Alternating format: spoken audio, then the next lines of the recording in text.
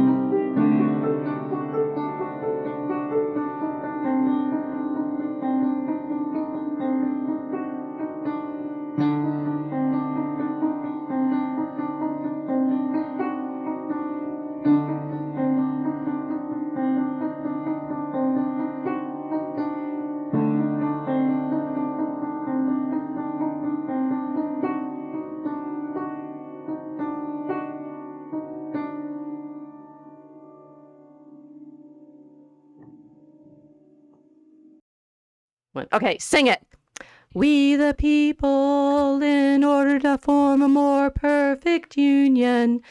Okay, I've got kid level, like, establish justice, ensure domestic Domestic tranquility, tranquility provide for the common for the defense, common promote defense, the general welfare, general and welfare, ensure the blessings of liberty to ourselves and our posterity. posterity. I think they're kids singing it. To ordain and No. establish this Constitution.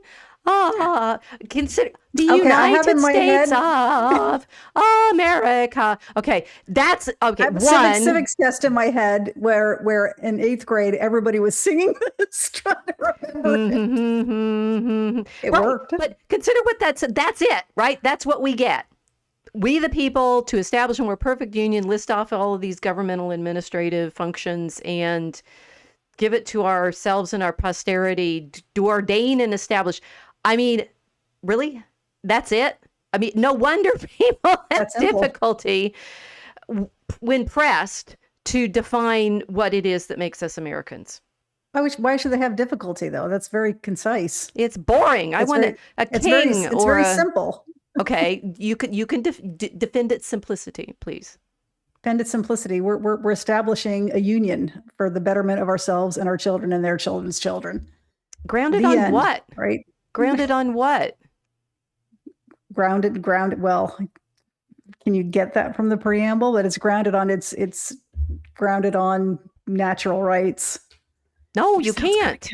No, sure you can. It's we the people. Okay, we always end up someplace that I didn't plan. I do actually have notes on what we were supposed to start with. Who cares? Okay, it totally goes with what we read. Yes, we're going to be talking about Alexander Pope again, and and this time we'll. Last week we talked about the Odyssey and Pope's influence generically on American storytelling and blah blah blah blah blah. Today we're actually we promise that we will actually get to the essay on man that's in here, but first we have to set some stuff up for you, right, so that you understand why I am so happy finally to understand that our founders are reading Pope. Everybody was reading Pope. Indeed, it sounds like everybody was. Yes, men, women, probably children were being taught. I had no idea he was this popular. I read a few of these things in college and thought, oh my gosh, he's so funny. What a clever writer. And he's just really is a joy to read. He's easy to read. But I had no idea this popularity was so thorough in the 18th century. And it was. I didn't either. And I, I'm amused that I knew vaguely enough that Pope's important to look at the Dunciad, which I think I'd seen referenced somewhere in the the flurry of making fun of journalists back in the day. The journal. Are we all enjoying how Mr. Musk took to task the editor of The Economist? Oh yes. The Dunciad has nothing on what he just pointed out to her. Maybe he's been reading Pope. They really all hate you. How do they not know this? Or they're just amused by it because we're so beneath them that they don't care? Probably the latter, right? Yeah. And that's actually. So I was again just on X, sort of reading some of the gloating about who this woman is, who's the editor of The Economist, and the degree of status that she has in the prestige economy, and therefore yes, she probably does look down on the rest of us as nothing, which is topical for our conversation tonight. I knew Pope was important as an example of poetry, right? It's like you list off the great English poets, you get Chaucer, Shakespeare, Milton, Pope, Byron, and stuff like that. So he, as far as I was concerned, he was just one in a series. Who wrote an iambic pentameter, and we needed to learn iambic pentameter, and I'd use that section from Essay on Criticism, The Little Learning is a Dangerous Thing, as a thing that I kept over my desk when I was writing my dissertation. Nice. Because it's such a nice sort of, it's not really, the thing is, if you take quotations from Pope out of context, they turn into all sorts of things that don't fit with what Pope was actually talking about. So I was actually a little sorry to find out where that fits in his essay on criticism, but never mind. Right. In the essay on criticism, he's saying, like, you critics think you know everything, but you actually know nothing. And then if you like actually read the stuff and start studying, you'll realize that there's more out there, which actually did fit with what I was using it for, to get myself to think about how the further you get into a study, you're climbing up this mountain and you think, oh, I'm going to get to the top and then I'll see everything. And of course, what you see is all the stuff you still don't know. So that works. Well, it's like the old graphic with the giant circle of the universe, and it says, here's your PhD, and it's a tiny little dot, right? Contributing to all the knowledge in existence. So, just to keep you humble. So what the reality of that is, you start with a circle this big, and it gets bigger, and like you maybe get this far when you're in college, right? And it gets a little bigger when you're grad school, and then it gets and the thing is, all that's happening is you do know more. There's no more inside of what you know, but the outside is getting bigger and bigger. It's getting bigger and bigger. So you're realizing how I still don't know all of these things, and I keep learning these things that I don't know. Yeah, because humility keeps you learning. That's why. As Pope said, right? A little learning is a dangerous thing. So we're continuing to learn here on the Mosaic Arc, and we're very grateful that all of you are here joining us on our continuing journey around the oceans of knowledge. I had this vague understanding that Pope was a thing, but I had no idea until I was reading. I'll put this out because I did learn it from her, Judy Hodgkiss's book. I have actually read this book this week now. I hadn't read it last week. I glimpsed at it. My learning has I've gotten halfway up a mountain. That she pointed out how important Pope was, in fact, to the rhetoric that went into the Declaration of Independence. And I'm like, this really does change everything, because I'm not kidding. To me, okay, the passage from the Declaration, which is, it's not quoting Pope, but it is channeling Pope, right? I'll read it again. When in the course of human events, it becomes necessary for one people to dissolve the political bands which have connected them with another, and to assume among the powers of the earth the separate and equal station to which the laws of nature and of nature's God entitle them. A decent respect to the opinions of mankind requires that they should declare the causes which impel them to the separation. We hold these truths to be self-evident, that all men are created equal, that they are endowed by their Creator with certain inalienable rights, that among these are life, liberty, and the pursuit of happiness. Now, there are two different claims in the paragraphs. The second one is the one that people get most misty about, right? That our self-evident truths and life, liberty, and the pursuit of happiness scans really well. So you feel like life, liberty, and the pursuit of happiness, right? It's 12 syllables, and it's a good concluding, rousing Spencerian end line. And it mentions the Creator and these rights and created equal and stuff. But that's basically all you get, right? It's just this assertion of this truth, and then the rest of the document is, and we, therefore, these are the reasons we're mad at you, King. Bye. Yeah, but the first thing they did is to talk about natural rights. Right, but it's just okay. What are they? Right. Life, liberty, and the pursuit of happiness, right? It's like if you're making this huge philosophical claim, where's the rest of it? But it sounds very broad, but given that everybody was reading the same material, maybe they actually already understood what it meant and didn't feel the need to write it down. There may be some people who think that there's just no such things as natural rights. There's only a natural rights for kings, or noblemen. And then, I guess the prosperity trickles down, I guess. So this was a little bit different in that they said, no, everybody is equal in their natural rights, and although they didn't say it, the implication there is that nobody's really born a king. I think they were rejecting that. They don't say they don't say any of that in this paragraph. No, they don't. I think this is what they were thinking when they wrote that. Well, that's always the question, isn't it? Exactly what were they thinking when they were? And the Adams and Jefferson they're the second they tried drafting something to start with, and it didn't come out nearly as smooth. And so they tried. This is the second group with Adams, Jefferson, Franklin, and one other guy whose name is it Sherman?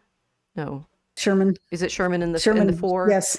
Sherman the shoemaker. I think it was a shoemaker or something like that. I don't know, but I know my aunt married into that family. My mom's aunt married into that family. Of course she did. She was the aunt was a doctor. She's a radiologist in New York City, and she's my mom's aunt. Okay, so whatever. Anyway, that Hotchkiss has shown that Jefferson very purposefully changed. They had originally written life, liberty, and property, which is the phrase that is typically associated with John Locke. And of all the texts that I have to teach in EuroCiv, one of the ones that I find most difficult and most frustrating to teach is his letter on toleration. So I'm not like super inclined to go read a lot of Locke. That he is making the argument for property rights and interest. It's very interesting. It's, I have known this for a while, but didn't understand the significance of it. Very interesting that Jefferson takes property out and puts in pursuit of happiness, which then you could say out of context, which is the way most of us have come to these paragraphs. Out of context, that sounds like, okay, so we're all just like hedonist commercialists. Well, yeah, you can say that, but that's why we have something called originalism, right? Mm-hmm. When the justices try to just decide what did they mean when they wrote that, and some people aren't originalists. Some people think it should be whatever's current, but that's not what the law always was. Well, so they are postmodernist. The reader reception is the reader's reception is what it is, and therefore we'll just go with whatever we attach the meaning to now, which is, I mean, it's like somewhat what we were talking about last week, was saying what Nolan has done with the Odyssey is do that, right? It's like what does the story mean to me? I'll just tell it that version, which is in fact the way culture lives, right? Retellings of stories so that they take on new significance. Pope's version of Odysseus is not most people reading that now would probably not go, oh yeah, he got it right. I think they'd have a lot of trouble with Pope's version. Why? Because it's more explicitly Christian than anything else. And we saw that even in the section that we read when he's talking about the free will that the people are born with, which I don't think Homer cared about. That's interesting. Now I read something about Homer. Oh gosh, I see now. I should have taken notes. I was doing this very quickly, but somebody had brought up the expression "know yourself." That came from Homer, and then it's picked up because I read it as we were preparing today. It's picked up by Pope, probably because he read Homer. It's famous from the Socrates going. It's inscribed at Delphi as part of the oracle, and but the know thyself is not free will. Those are two different philosophical. No, I'm not saying it is. Yeah, I'm not saying it is. I'm just saying that some of his. You said that Pope's Odyssey was very Christian, but I thought it was just a translation. But he might have also been looking for what the Christians could palate as a Christian idea that came from a pagan people too, because that's a thing. Oh yeah, Christians do that all the time. And it's, again, we're not going to do the Odyssey again, but back on X, right? People are now they're picking. I said something about how it's really Christian, but people got mad at me. But I've seen more and more people saying, yes, what Nolan did was give a Christian reading on the events of the story, and he did but it does also sound like he completely changed the meaning. He did of the journey, which is not the right thing to do, and still call it the Odyssey. Call it something else. Call it inspired by the Odyssey, but it's not the same story. I can dislike important. his movie and still recognize the artistic process that's going on here. And I can say I don't like his version, and I'm still not tempted to see it because I haven't liked any of his other movies. So there you go.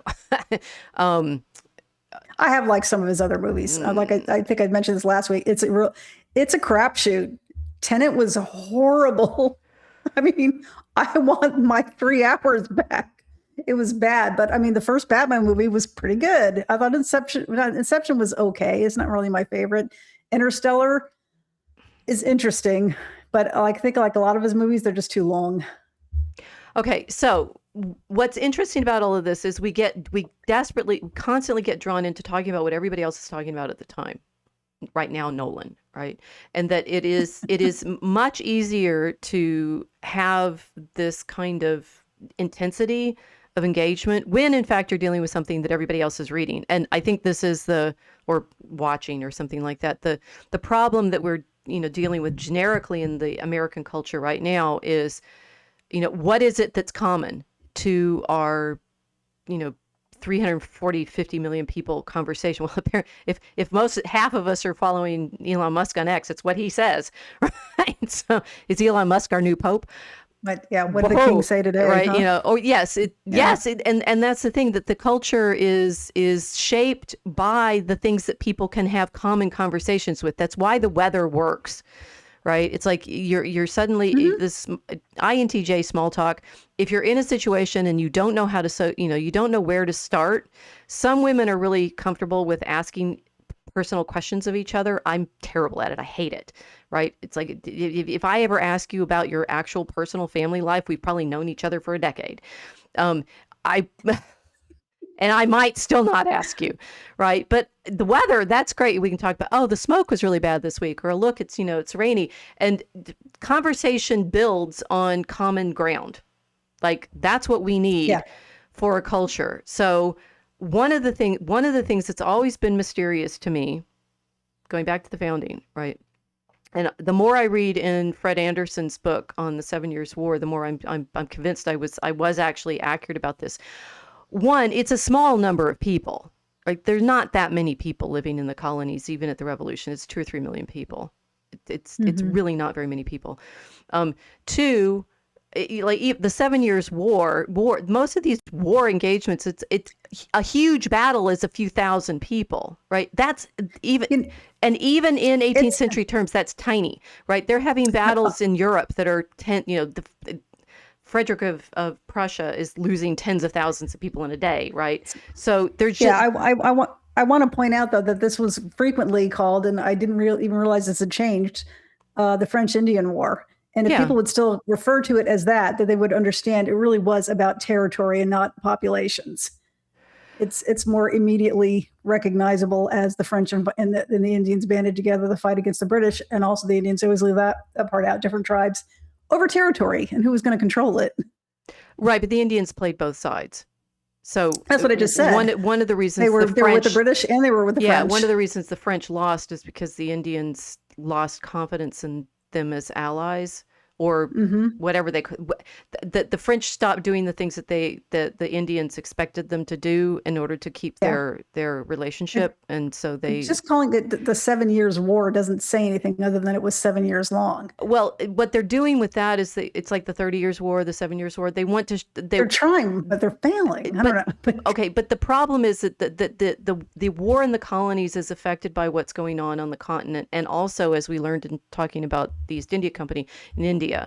So calling it the 7 Years' War is to say this was a conflict that had multiple theaters. It's basically the First World War. I didn't pick that up just from the name. Although I know when I was younger, it was referred to as both, but then people just stopped using French Indian and said it's the 7 Years' War. I'm like, well, that doesn't make any sense. That doesn't tell me anything about it.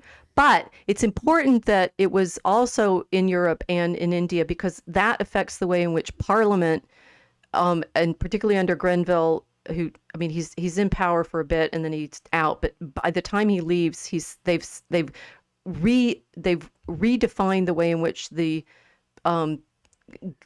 government in London considers the colonies, and this is the colony. So most of the rest of the Declaration of Independence is all those grievances that they have now against Parliament and the King. And those are the kinds of things that we had to memorize in school, right? The Stamp Act and quartering troops, and the tea with the problems with tariffs, and you and I talked about that with James, right? The tea that gets thrown in the harbor is about whether or not they're going to buy from the East India Company or do their own trading independently, and all of that those are the French and Indian War, 7 Years' War, it's like, and I should know the dates from reading this book. It's the 1750s to the 1760s. It's a period in there. That was the 40s, but no, it's a decade. Consider it's like we had it's as the American Revolution happens as close in time as for us now, say the end of Obama's administration. It's really quick.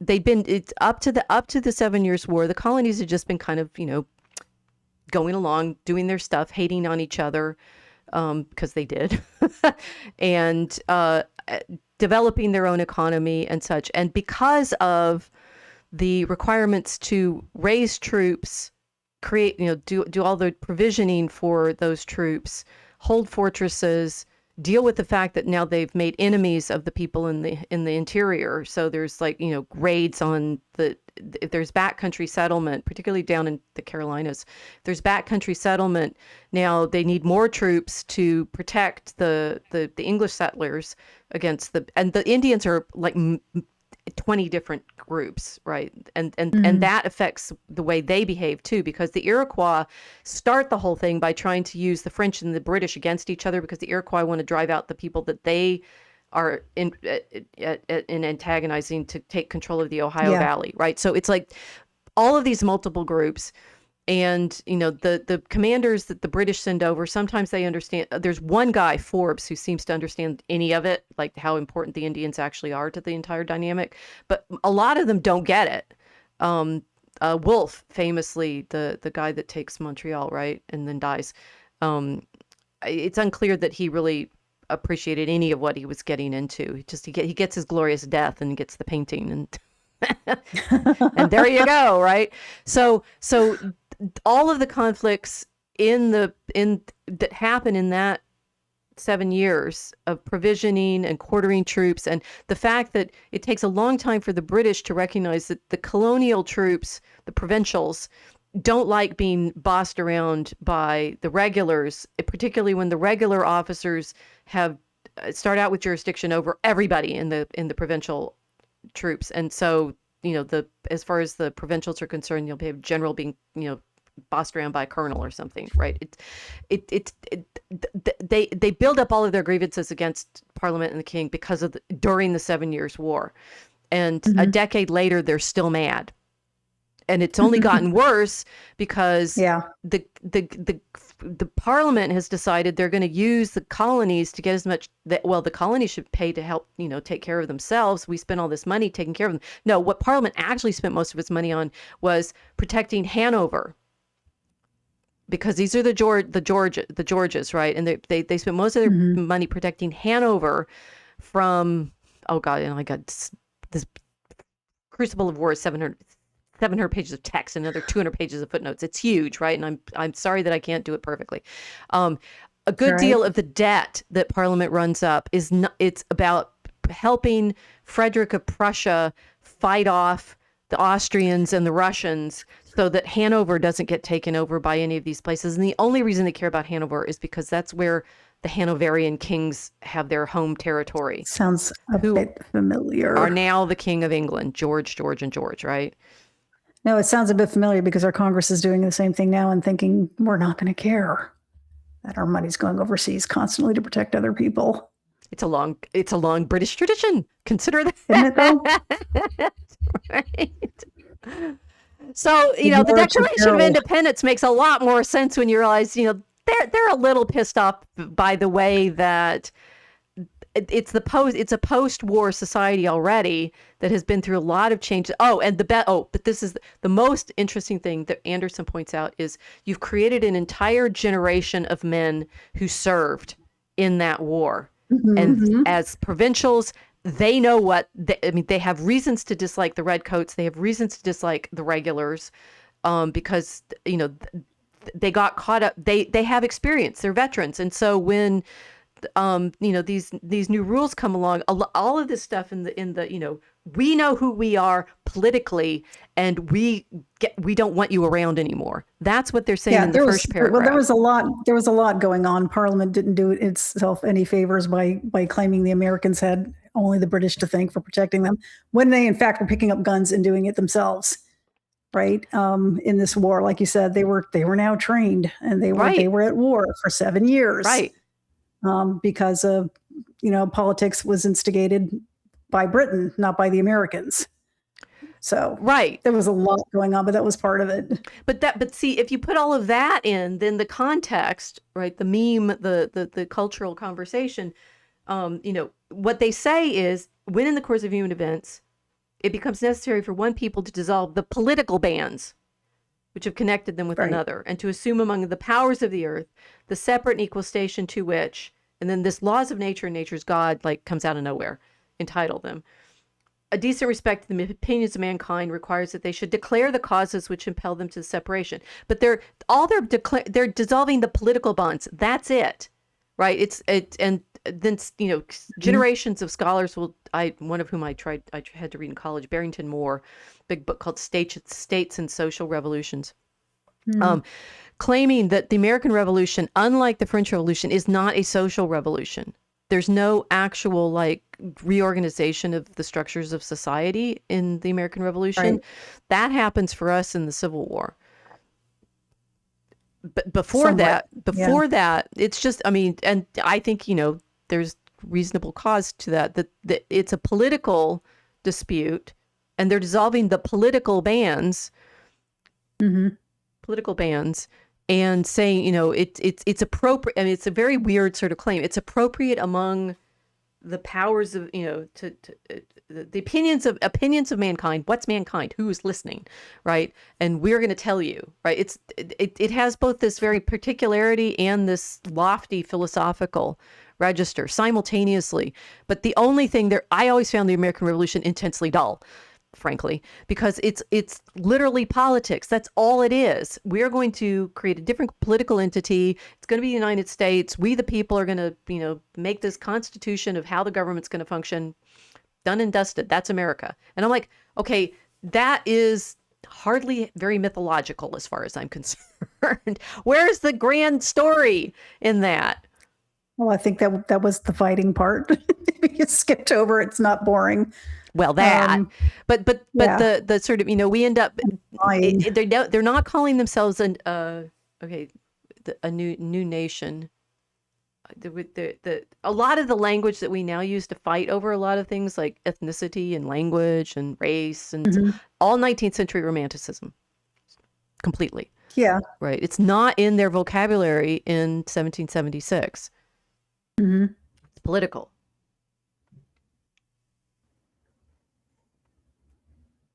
Which doesn't make it sound very, metaphysical at all. It's just, okay, nature's God. Maybe we'll get there. The British. What?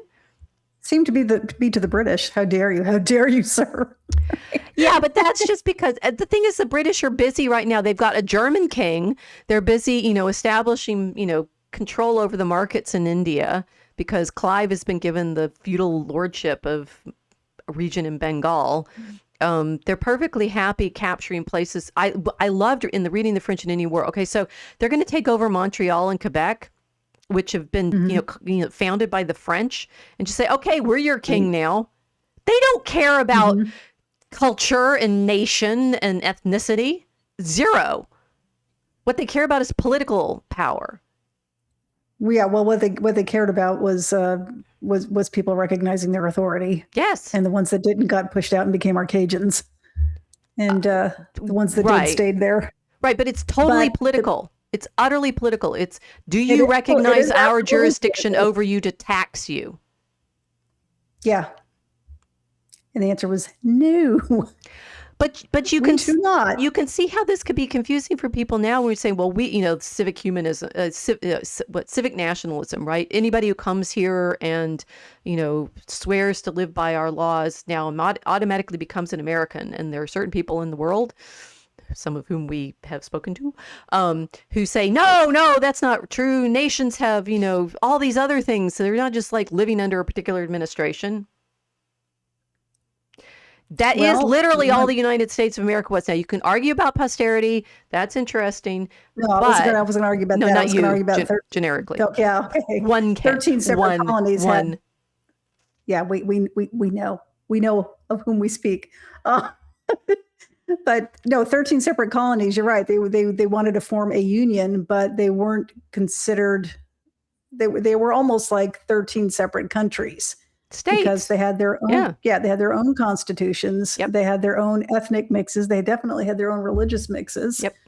And in fact, some of those laws stayed on the books until the 20th century. There were certain towns, and I want to say it's New Jersey, and I think it was, where this is where there was a town where you had to belong to the specific church. They had an established church, this town. And it was not illegal up until maybe the 1960s. Stuff like that wasn't illegal. Right.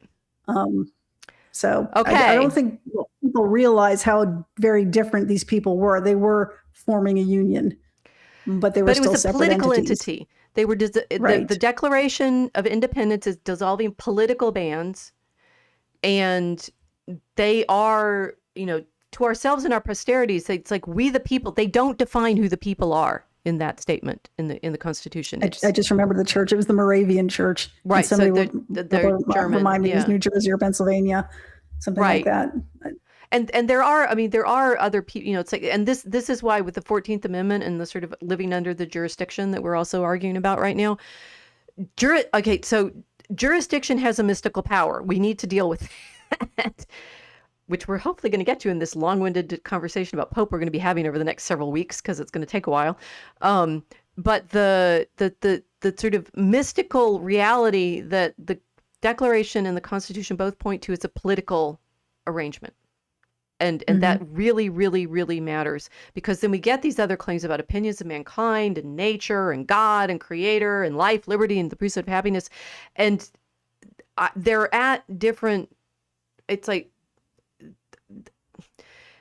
the lofty arguments, the French, I have studied the primary documents for the French Revolution a fair amount, at least certain ones I've read over and over again to teach them. And the way the French argue, this is a massive difference between continental French, therefore Roman law and English common law. And this featured in some of the French and Indian War, because once the British take over in Canada, they're bringing in a completely different legal system from the one that the French have been used to.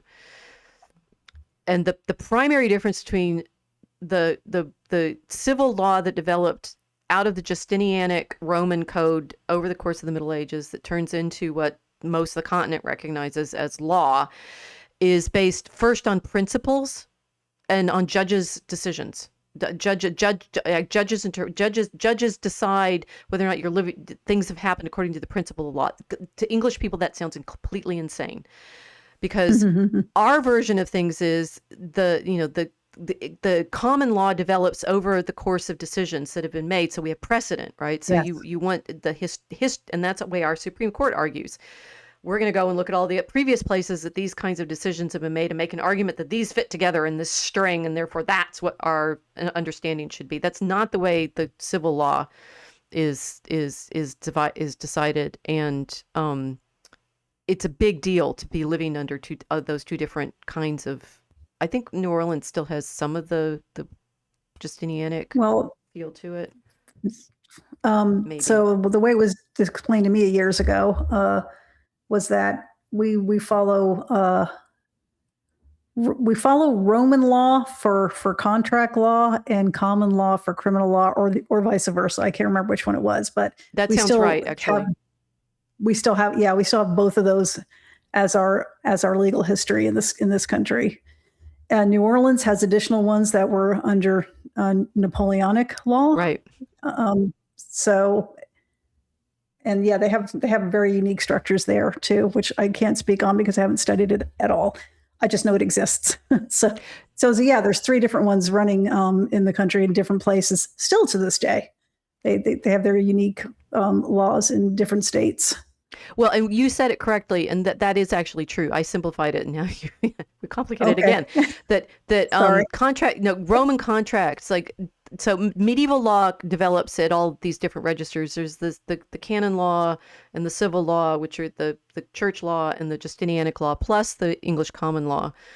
The English people that are used to living under the English system, tend to that we understand the problem of precedent, right? So if you're arguing from previous cases, that's our tradition, and that's the way the English make law. The French don't do that in the same way. I don't even know what kind of case books they keep, right? Because what they have is, and for example, I was talking about this because the French Revolution comes much more out of that tradition, right? Robespierre, when he's making his arguments for the terror, is arguing on the basis of, principles, right? Big, lofty principles, like, make terror the order of the day. Principles of genocide. Okay. Well, yes, but he can do it, right? Because he's like, virtue is, unflinching justice and such. English people go like, oh my gosh, you're crazy. How can you do this? We've never done it that way. Well, yes, we think he was. But I'm sure his victims think he was too. That kind of argument is on a completely different. So when Jefferson goes and he hangs out in France for a while, he comes back insane, as far as I can tell, because he does start thinking more in terms of those absolute principles that the French think in, which don't fit with the English context. Okay, so let me things I was having to prove, and then I'm going to look at some of the comments here. One, our founding documents have some very interesting language in them, but it's not explained at any length. Right. It depends. I mean, what you're saying is it depends on the community's interpretation, which is our common law version of things, right? It's like what was the precedent? Where did this come from? How did we argue this? Why did where did this particular practice come from? We think in those terms. There weren't very many people living in the colonies at the time. Even in this war that takes place, it's fairly small battles, even when they're bigger engagements for the region. The colonists get used to having that kind of problem of organizing for the logistics for the war as much as anything, right? Feeding all of those soldiers and keeping them alive during the war, the winter and things like that. All of this comes into it. What is not present in the colonies in this period is a gigantic reading public in in the way in which you might have, I don't know, even at the aristocratic level of the people who, her ancestors, the Economist editor, her ancestors probably participating in these salons, right? These philosophical conversations and such. There's Benjamin Franklin manages to become super important because he sets up printing presses in Philadelphia and, basically defines the common language of a big chunk of the population. Because in fact, there are printers in the colonies. This is making me think I want to study more. Like the Stamp Act is really irritating to them because they're going to have to pay for everything they print, basically, including marriage licenses, anything like that. Right, all that stuff. You have to pay for everything. They were getting nickel and dime to death, as we would say today. But some of the reality of it is, and this is, the British are going to love this, guys. Get a grip. We don't have that big we don't have this giant literary community in the colonies in 1776. We have a few guys in Philadelphia writing a text, and therefore one of the things that's always confused me is like, exactly what are they reading? Like, where are these ideas coming from? They cannot be coming from Robespierre, because Robespierre hasn't done his thing yet. They don't feel French to me because they don't have the same character. I mean, maybe they're reading Voltaire because he's English and he's a sneaky guy, and but he's also like making fun of Sourmalia, and so I don't like him. The difference between what's being printed and read in the enlightened Europe and what's actually activating people in the colonies to make the kinds of political claims that they are. This to me has always been a bit of a black box. And it stayed something of a black box, even when I read things like Albion Seed, which is much more about just the folkways and the convictions that people have about how to set up a community and how to get married and relations between the sexes and stuff. There's not this, one of the big, sort of problems that we have in the American intellectual culture is it's all Boston for a really long time. Yeah, because they taught their children to read boys and girls. And then they were unique in that way in the colonies. Well, so did the Presbyterians, but they don't have a big. It's like let me see if I can get this straight across. It's 2 or 3 million people. There's not that many of them that are reading Descartes, for frankly, right? No, Right. there wouldn't be. No. Who would have time to do that? They can't even read Adam people, Smith before no, 1776 because Wealth of they Nations is taught their children to published in read. 1776. They taught their children to read because they wanted them reading the Bible. Yes, they're reading the Psalms. Not because they wanted, right. Not because they wanted them to read like Voltaire or anybody else. Yes, right.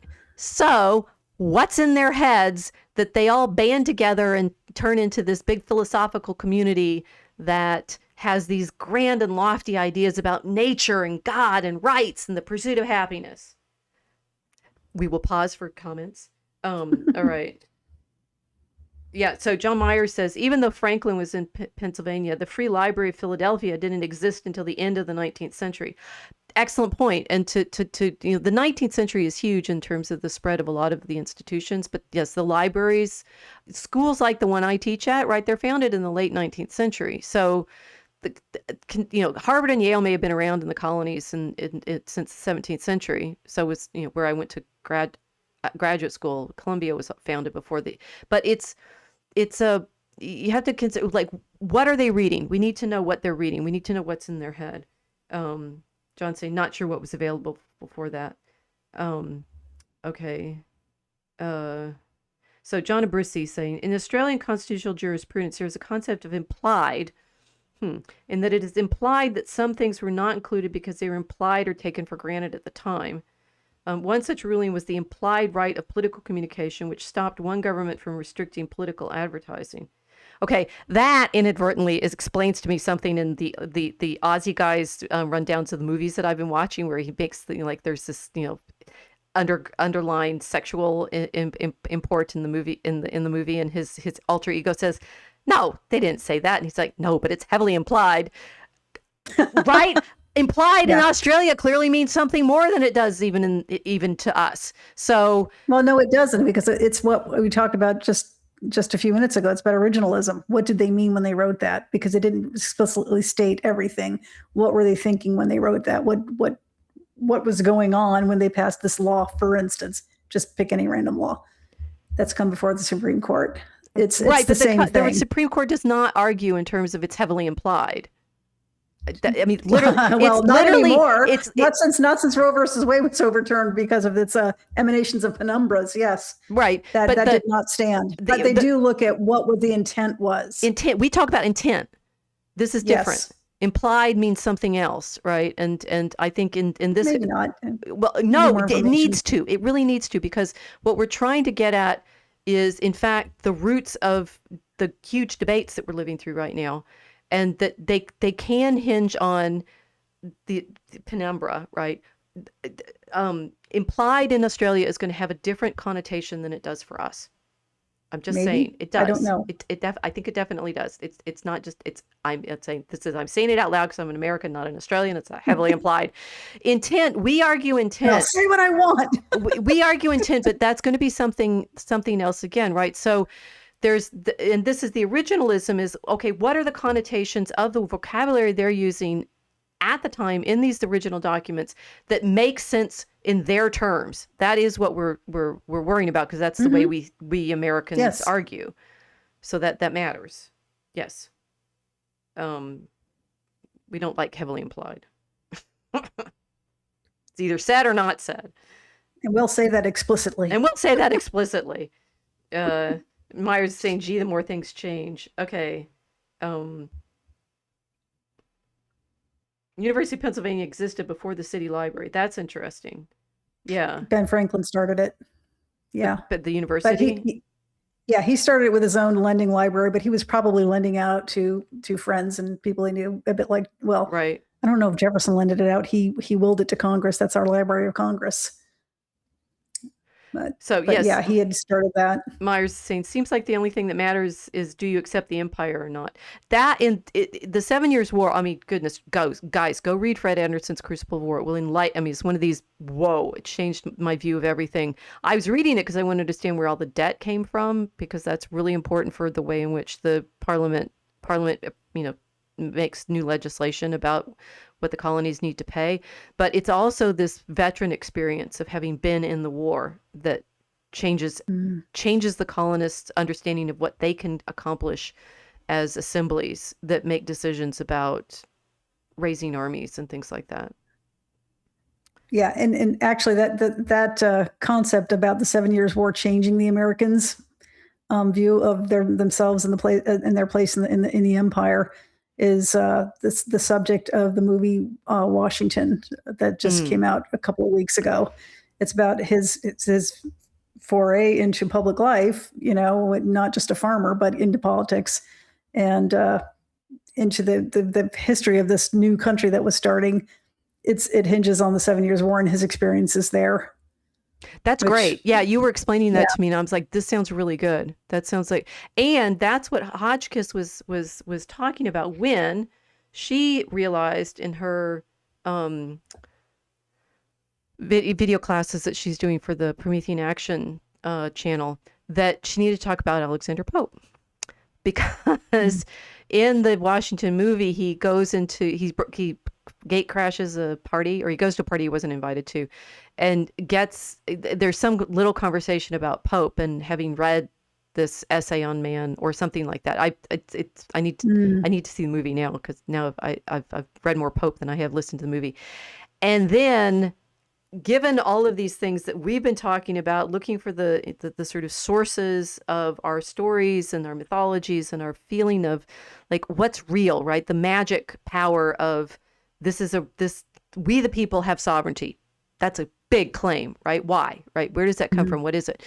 And my sort of feeling of, as a historian, saying, I just haven't, I read around in this and that, and I've never heard anybody. I took classes in American history in college. I read the stuff about states and social revolutions. I teach the French Revolution. Can't find it, right? And you're sort of blind like this, going around like this, but it's in front of you all the time. It's Pope, and it's Pope in these amazing ways. So here he is, looking dashing and less, sort of debilitated and disfigured than he actually was. It's a very heroic looking picture of him, yes. His actual physical appearance was quite different. Poor man. I was reading, he got trodden on by a cow when he was growing up. Cow or a horse? I'm surprised he lived. No wonder he had a spinal problem. But I think that was independent of the cow. So this was not a man who had a lot of physical, happiness, which is interesting, right? It's like but he can write, and he can write these poems, and he writes this poem, the one we're going to be talking about, because as Hotchkiss is trying to show, and I've read the rest of her book now, and I understand a little bit more of her book is not so much about what Pope says as how you need to understand that he is actually influencing Bolingbroke, or Bolingbroke is influencing him. And the problem is, after Bolingbroke has, multiple like political ups and downs in his career. And at some point, Bolingbroke falls out of favor. Pope, after having written the essay on man, dedicating it to him, and saying, Bolingbroke's really brilliant and his philosophy is great and stuff, gets embarrassed and says, I never knew him.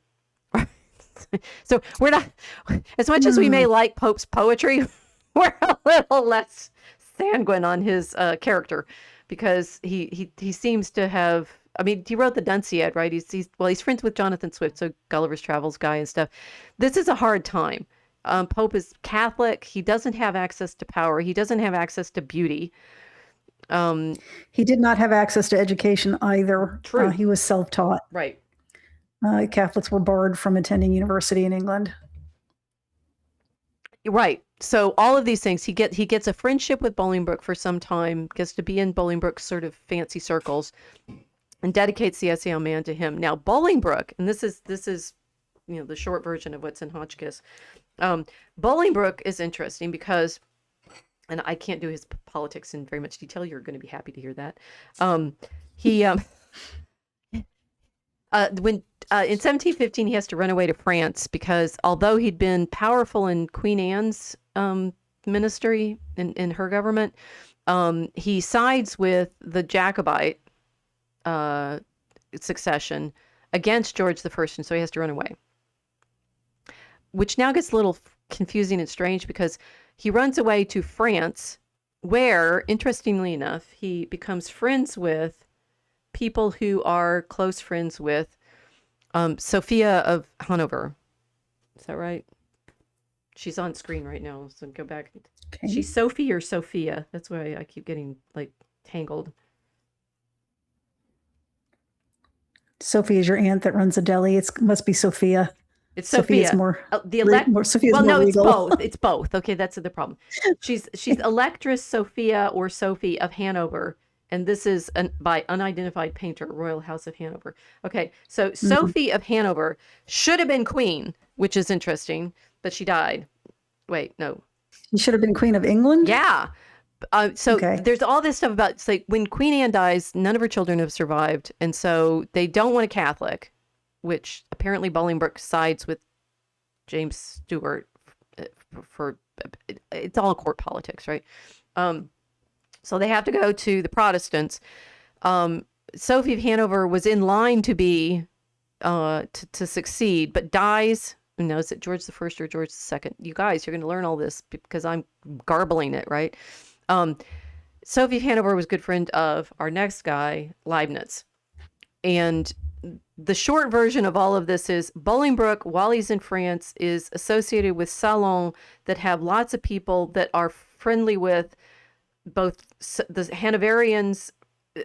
Two of Sophie's siblings convert to Catholicism, so it's like who's on whose side, right? So they're out of the succession, and she's still in it. But on the other hand, she's friends with Leibniz, and Leibniz is, of course, the great. Well, I think Newton picked the fight, but enemy of Newton because Leibniz is smarter than Newton. I got one of my German friends like that, like our post on X about, the inventor of the calculus, Leibniz. He's like, oh, you're poking at Newton. I'm like, because I believe the Leibniz story based on what I've learned about Newton, right? That Newton's, of course, being for 300 years later, people are still taking sides. I'm taking Leibniz side.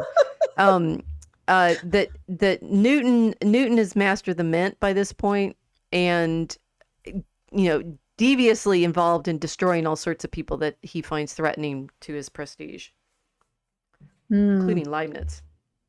They accuse Leibniz of stealing Newton's method of fluxions, and of course that's not the case. And apparently everybody has sort of quietly accepted that Leibniz did actually invent the calculus first, and we just sort of pretend that there wasn't this ridiculous fight. So I'm seeing that Newton was going to destroy Pope, and for that reason Pope had to denounce his friend Bolingbroke. Right, and then Pope after, right, that's how it's this nastiness, right? Nasty. In the midst of all of this, he writes this essay. So here's Pope again. I like his blue outfit, right? So he's in it. Well, we've learned in the course of our costume study that this kind of robe that they're wearing is why does he look like Professor Quirrell? But these turbans and these robes and stuff, it's like if you start looking at these paintings, they're all in these like dressing gowns, right? These were their fancy pajamas. Or their house robes, right? So here he is in his house robe. And here is his essay on man, which, as I said, now I understand what Hotchkiss was up to. She's trying to say, look, he really was friends with Bolingbroke. That's why you can tell at the opening of the essay, he addresses it to awake my St. John, leave all meaner things. That's Bolingbroke. It's Henry St. John, Lord Bolingbroke. Oh, that's what he's talking to. He's talking to. This makes me a little bit sad, actually. Why? Because he obviously still respected him enough, even though he was being made to denounce him publicly. He was made to denounce him publicly after he published this. Okay. It still makes me sad. It should make you sad because, I mean, it's like, talk about the viciousness of our culture war right now. Yeah, this is exactly what's happening. This is cancel culture. This is totally cancel culture. Only cancel culture gets you beheaded back then. So it was a little bit worse than today. I mean, some of the people that have gone so far as to take their lives, I think, I mean, but the problem is, and this is sort of the essay on man, how optimistic can we be? The kind of cancel culture they have is conducted through these print runs of things, right? And and if something you'll print this thing, particularly in London, right? Bridgerton is set 100 years later, but it fits, right, in when we did some episodes on that, right? When Miss Whisper, yes, we did back in the Barbie days. Did we? Oh, okay, that was with you and Kilts. Okay, yeah. Sorry, it's going way back. Whatever I haven't watched it in a while. So the character who's writing the newsletter, and she writes her gossip page and she sends it out, and everybody who counts, right? Society is all. That's the kind of world that the Essay on Man is published into 100 years earlier, and it's that kind of it has to be, but it has to be focused on the salon and the coffee houses and these cities and the distribution. They don't have the railroads yet, so the distribution is still going to be dependent on the carriages and that kind of and the print runs are going to be dependent on access to paper. They're starting to, Harold Innis did a lot of work on the Canadian pulp paper, the effect of the pulp paper as a staple. But that's really, that really kicks off when you get the railroads and you can distribute newspapers widely and such. But it's the media effect of this kind of print world that chatters at everybody. And so Pope is going to publish this, dedicate it to his friend, and then, as you were reading, get embarrassed by the whole Newton thing, and then say, "Oh no, Bolingbroke's an idiot. I never wrote that." Yeah. Gnarly Bird saying, like Thomas Nash, pamphleteer. Yeah, Thomas Nash is 100 years before that. So yes, these 100 years before or after? I'm talking about Thomas Paine. Okay, if she's thinking, Gnarly Bird is usually reading McLuhan, and McLuhan's dissertation was on 16th century. That'd be, yeah. Okay, look it up. Everybody look it up. Who did McLuhan write his dissertation on? Nash was a cartoonist, political cartoonist. Okay, maybe I'm confusing my Nashes.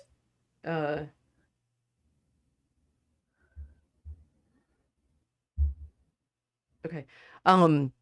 So getting a sense of how vicious and petty. I mean, we talked last time about Pope's not affair with Lady Mary. Funnily enough, her daughter is going to marry the guy who I think is the one who destroys some of these guys. It's all so nasty. Game of Thrones is nothing on real life. In terms of the cell, and it's like it's a few thousand people doing this to each other. There's more people than that in England, but it's a small set of educated elite, right? Elite, yeah. Everyone's betters, yeah. The betters, right? And they're being nasty to each other in all these ways. So Pope publishes the essay, and then it also gets, and I got some publication figures. These are the things that the AI is really useful for helping you find out.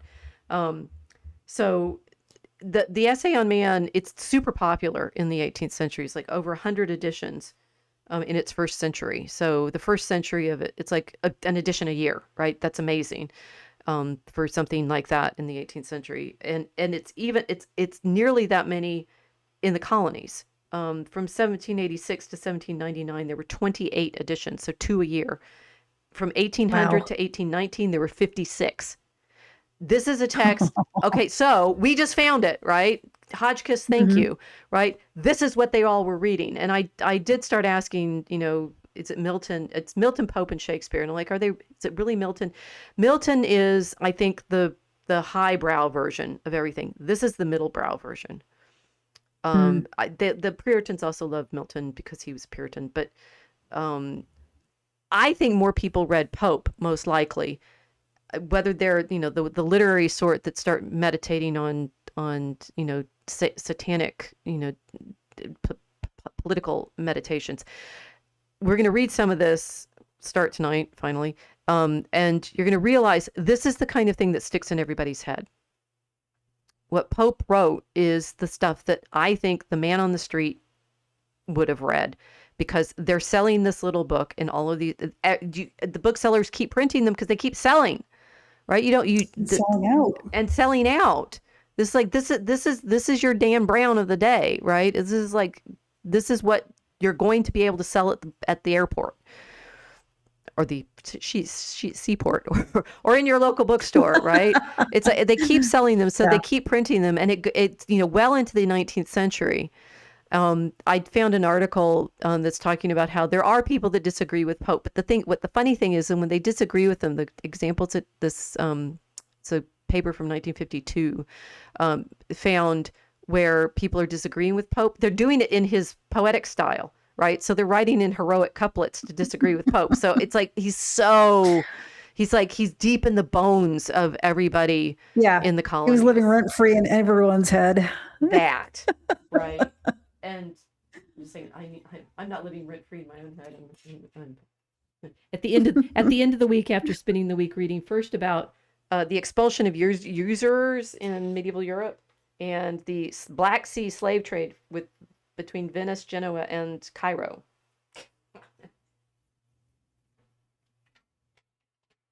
So you see, the 17th and 18th centuries is my evening job. Okay, this is all of these things. So let me just highlight the problems, right?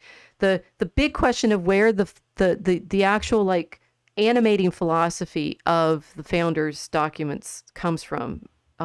What is it that they're all, like if they say out loud, they're just going to believe without necessarily thinking why they believe it. And that it's not even faith, right? There's something else of, it's the sort of phrases that you just, when people get in fights, they just say, but, to err is human, to forgive divine, right? Right. And they start yelling at each other. And you're like, why do you know that? Why do we still know that? Good question. Because it scans. And because it's true. Everybody knows it. To err is human, to forgive divine. Why do you know that's true? I mean, yeah, well, because it is. Because it is. Yeah, exactly. Okay, so that problem, how the sense of community changed in the 7 Years' War, where the political conversation is going in England, and the philosophical effects, and then we got to the cancel culture around Newton and oh my gosh, right? It was Lady Whistledown. That's good. Yeah, and Gnarly Bird says she's talking about McLuhan's Nash. Okay. So we have this essay. You can buy it. It's something Washington definitely read. We were going to watch that movie. It's something we know Thomas Jefferson read. Everybody read it. Everybody read this essay. Man, Abigail Adams quotes it in letters to her husband. Let's see. I got a list. And her children. And her children, which means that multiple generations were reading this and repeating it. Right. Alexander Hamilton cites Pope, the Pennsylvania Chief Justice Thomas McKean, and of course Thomas Jefferson. So it's like, if you look up on the internet, the Pope is quoted more by the Founding Fathers than anybody else, right? Although sometimes they just call him the poet. And that I think is interesting too, because they get this essay. It's quite plain, right?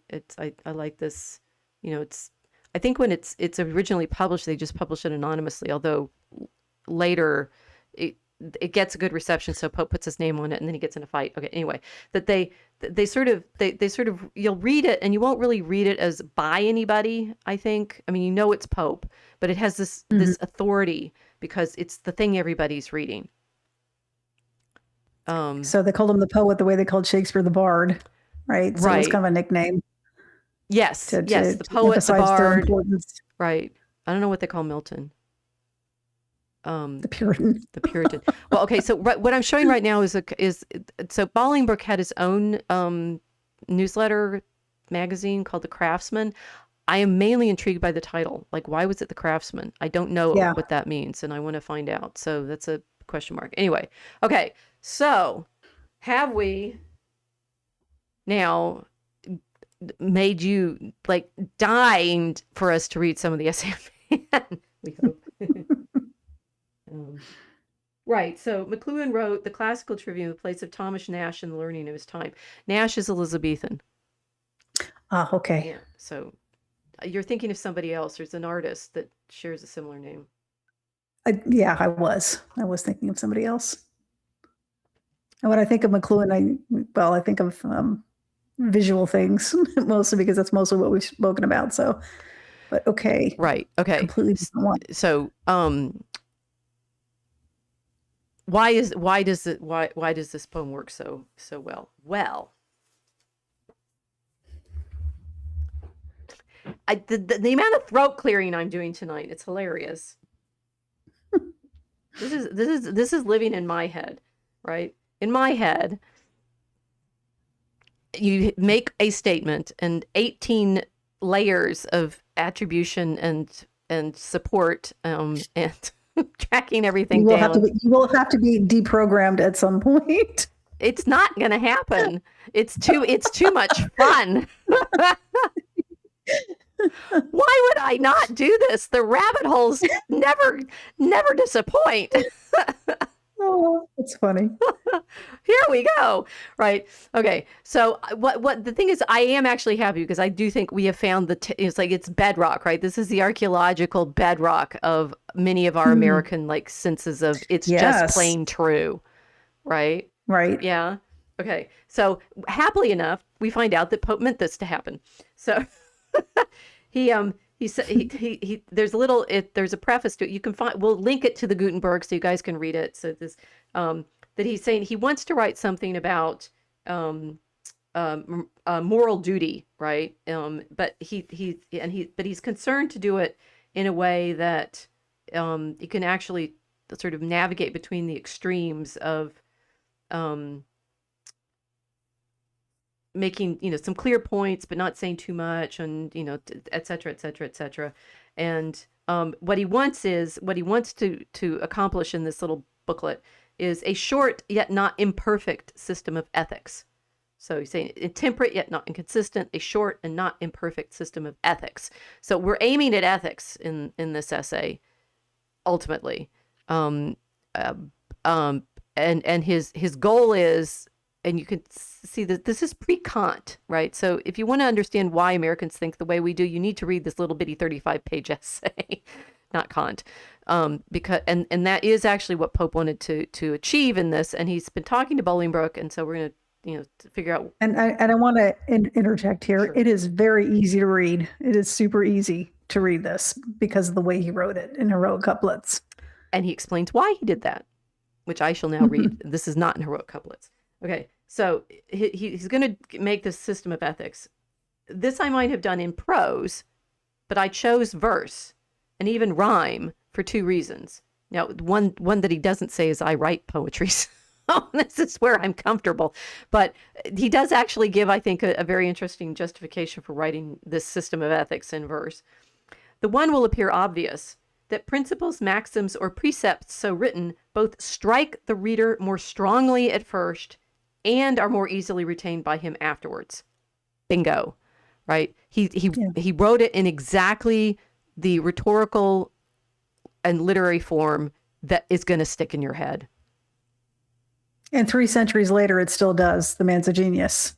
To err is human, to forgive divine, which is not from the Essay of Man. It's the Essay on Criticism. But anyway, so he purposely does this because he thinks it's going to stick in your head. And we've been reading it, and you're saying, yes, I recognize all of these things that I just think are true. I have this. You should have the same experience. For example, reading Proverbs in the Bible. Even if you've never sat down and read the book from cover to cover or page to page, right? You will know most of them because, and there's no like system in Proverbs that I'm aware of, right? There's some really wonderful passages like of wisdom speaking and things like that. But for the most part, it's all these sayings. And because people in our tradition have been reading Proverbs for ages as wisdom for how to live, people quote it at each other all the time. So you've heard them. And they'll be there in your head just always. So he's right that you want something that becomes proverbial, and in Proverbs it's all attributed to Solomon, the king. Pope's stuff, it just lives, right? There's most of the things that circulate as his, I probably wouldn't recognize as his. I mean, if it's in iambic pentameter, I'd probably suspect that now, but so is a lot of Shakespeare. Mm-hmm.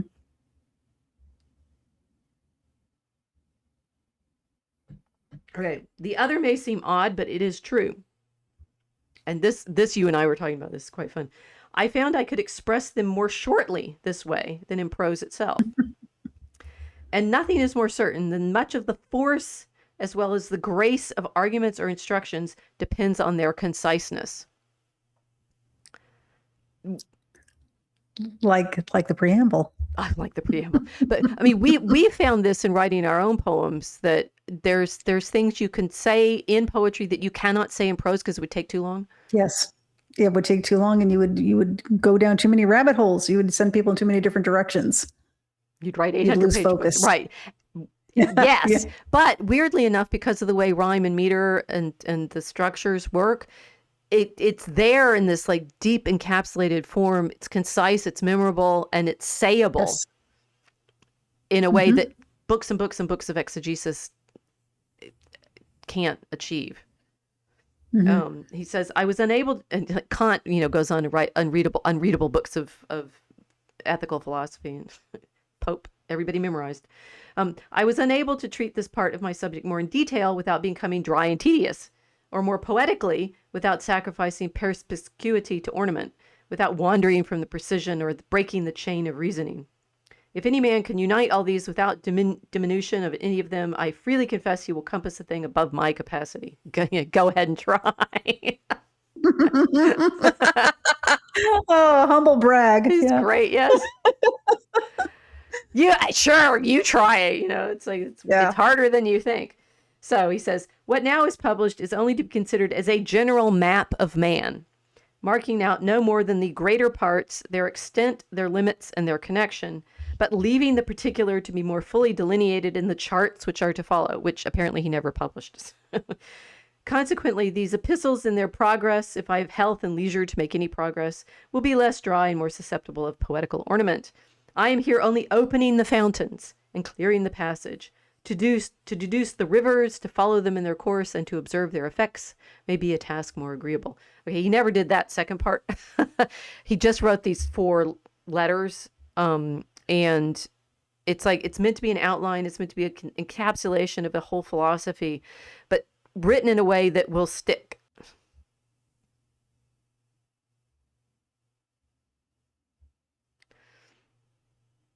Okay. You're nodding. Okay. I'm nodding. Okay. Yes. Okay. All right. This is way bigger preamble than I thought. The preamble of the Constitution was way shorter.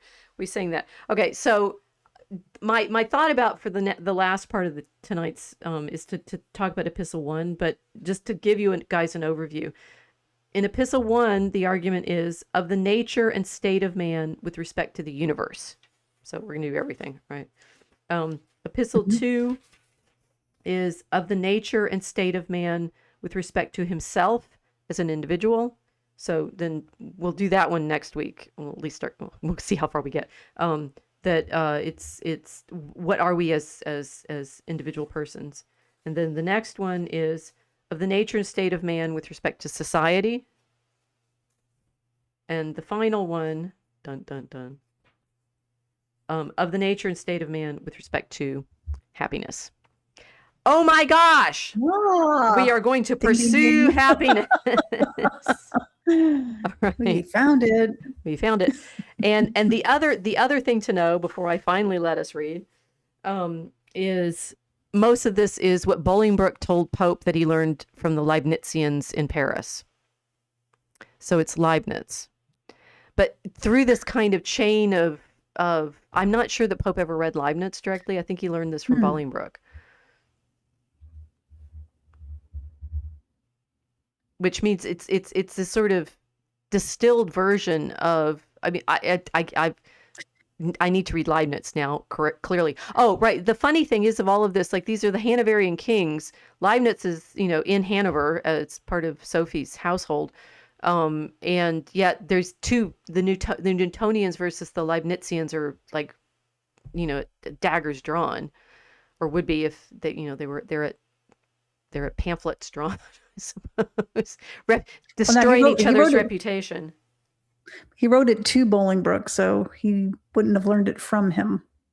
He did learn from him. He's not teaching Bolingbroke. He's the things that I learned in talking with you. Oh, I see. Yeah, okay. He's like synthesizing what he got from Bolingbroke. Gotcha. according to Hotchkiss, right? Because I don't think Pope was reading Leibniz on his own. Mm-hmm. I don't think that's what this is. I think this is a student version of the general gist of what Bolingbroke picked up in Paris.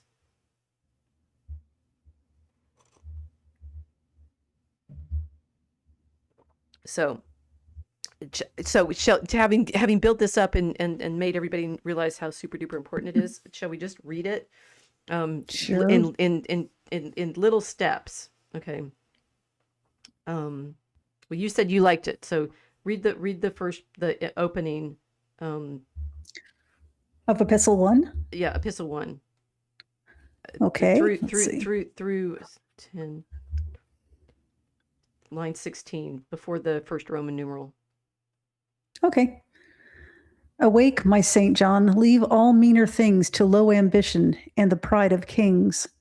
Let us, since life can little more supply than just to look about us and to die, expatiate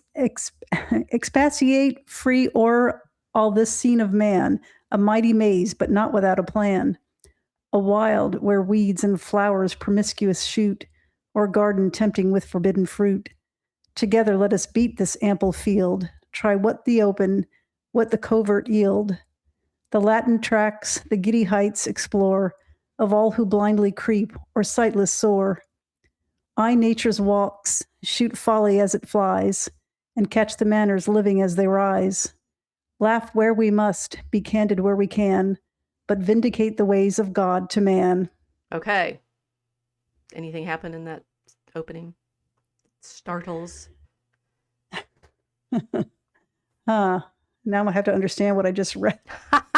You said it was easy and fun to read. No, it was. It's very easy and fun to read, but I was more concerned about how I started. Okay, so very good. It's man's place in the universe, and he's in. It's kind of like an introduction. We're going to take a walk through nature here rhetorically. Nice. Is what he's saying. Yep. Why? Yeah. And so why? Because it's man's place in the universe. Yep. So he's going to be discussing the natural world and man's place in it. Okay. Did that last line do anything to you? Vindicate the ways of God to man. Try to explain God's ways to man. Mm-hmm. That's what he's going to try to do. Yes. Spoiler alert, he's going to fail and he's going to tell you not to try. But oh, really? But it's worth discussing. Is his point. Yeah. Okay. But that line of itself, does that line sound familiar to you? Vindicate the ways of God to man. Yeah. Laugh where we must, but candid where we can. No. to be honest, no. I wish it did. You're probably going to remind me, and I'm going to go, oh, okay. Mm-hmm.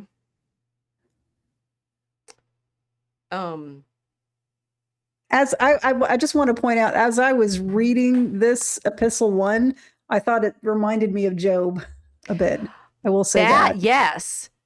There's a lot. I mean, so this is a new text to me, and I don't know. I know that there's a Leibnizian flavor to it that is important, but the exact sort of sources that doesn't. Yeah, it really feels like Job. The vindicate the ways of God to man. I ended up saying, wait a minute, who said that? Because I know that phrase. I know that that's what Milton does. Oh. but the whole point of Paradise Lost is to justify the ways of God to man, and Pope is vindicate. Vindicating. Which is an answer. Yes. Nice. Yes. It's an answer to Milton. Yeah. So, and that makes sense though, because that's why I was hearing Job, because the way he's just, as I read all of it. So the way he's describing this it sounded like God speaking to Job saying, well, where were you when I created the universe? who do you think you are? Right. So he's telling you who you are. Your place of man's place in the universe. Let's discuss it. Yes.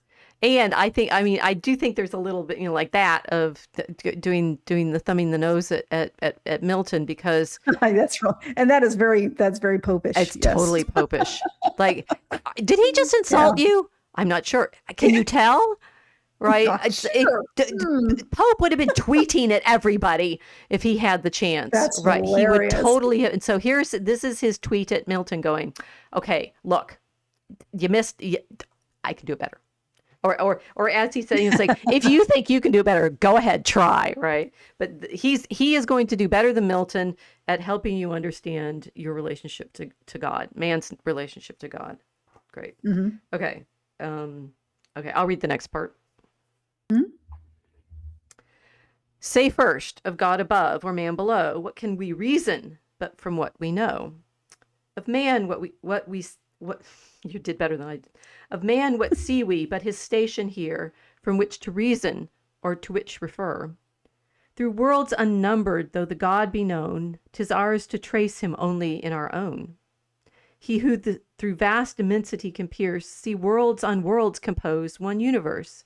Observe how system into system runs, what other planets circle other suns, what varied beings peoples every star, may tell why heaven has made us as we are. But of this frame, the bearings and the ties, the strong connections, nice dependencies, gradations just has thy pervading soul looked through, or can a part contain the whole? Is the great chain that draws all to agree and drawn supports upheld by God or thee? Okie dokie, that just blew our mind. Okay, so clearly the chain that he's thinking of is the great chain of being, popular in diagrams like this since the 16th century.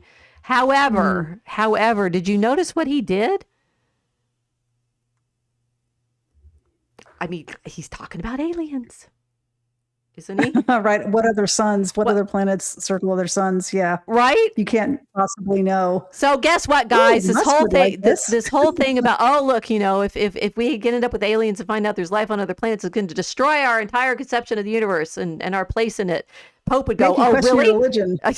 Make us question our religion, right? And it's like Pope would go, yeah, been there, done that. Sorry, guys. He's pre-tweeted. Yeah. This is like it's precognition yes. in Minority Report. Like, this is Pope pre-tweeting the alien discoveries, right? Through worlds unnumbered, though the God be known. Through worlds unnumbered, through the God be known. 'Tis ours to trace him only in our own. So we know we're in this world. Maybe there's others. We don't know, right? We're here looking at him through this one. He through vast immensity can pierce, see worlds on worlds compose one universe.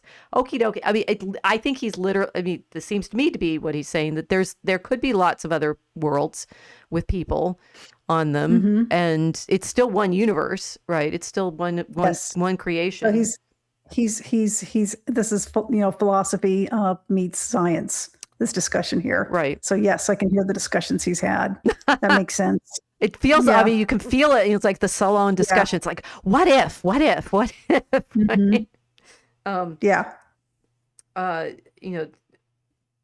And if you look at all these different systems and other planets and varied peoples, this may tell us why heaven made us as we are. But, I think he's saying we can look at our part of it and understand the whole. Yeah. Is the great chain that draws all to agree and drawn supports upheld by God or thee? Is it God who upholds the universe or you, man? Right. Yeah. Yeah. Okay. The next part's, go ahead and read the 2. It's a longer. Okay. Do you want to keep reading the whole part? Well, let's see here. It's I can try. Yeah. Oh, just that. Well, it stop it respectively. Okay, no, I see. Yeah. At, 3. At 3, yeah. Okay. Let me stop the noise here. All right. Presumptuous man, the reason wouldst thou find why form so weak, so little, and so blind? First, if thou canst, the harder reason guess, why formed no weaker, blinder, and no less? Ask of thy mother earth why oaks are made, taller or stronger than the weeds they shade. Or ask of yonder argent fields above why Jove's satellites are less than Jove. Of systems possible, if 'tis confessed that wisdom infinite must form the best, where all must full or not coherent be, and all that rises, rise in due degree. Then in the scale of reasoning life 'tis plain there must be somewhere such a rank as man. And all this question wrangle ere so long is only this, if God has placed him wrong. Respecting man, whatever wrong we call, must be right, as relative to all. In human works, though labored on with pain, 1,000 movements scarce one purpose gain. In God's one single can its end produce, yet serves to second to some other use. So man, who here seems principal alone, perhaps acts second to some sphere unknown, touches some wheel or verges to some goal. 'Tis but a part we see and not a whole. When the proud steed shall know why man restrains his fiery course or drives him o'er the plains, when the dull ox, why now he breaks the clod, is now a victim and now Egypt's god, then shall man's pride and dullness comprehend his actions, passions, being's use and end. Why doing, suffering, checked, impelled, and why this hour a slave, the next a deity? Then say not man's imperfect, heaven in fault. Say rather, man's as perfect as he ought. His knowledge measured to his state and place, his time a moment, and appoint his space. If to be perfect in a certain sphere, what matter soon or late, or here or there? The blessed today is as completely so as who began 1,000 years ago. Very nice. Mind blown. It is. It is nice. And as I was reading, I was thinking of Horton Hears a Who. I don't know. And you should be. Yes. Yes. Good. Yes. Why? The Pope of the Dr. Seuss of the 18th century. Perhaps acts second to some sphere unknown, touches some wheel or verges to some goal. 'Tis but a part we see and not a whole. Right. Right. Yeah. It's like, yeah, you can't see everything. And you can't see what you're affecting. Right. But he's meditating on where we fit in the whole system. Right. So here, this is Robert Flood's famous, we use this a lot in our meditations on what we were writing for Draco Alchemicus at the outset. Right. Here's the soul of the world, this anima mundi, chained to God and to earth. Right. She's holding this, she's bound by God, but also chaining nature and the spheres and the elements and the celestial spheres and such. And he's saying, where are you? Look where you are in this whole scheme of creatures, right? And are you? Should you be weaker? Should you be stronger? Which is it, right? Taller or strong? Ask of thy mother earth why oaks are made taller or stronger than the weeds they shade. Why are trees big and weeds small? And is one more important than the other? Right.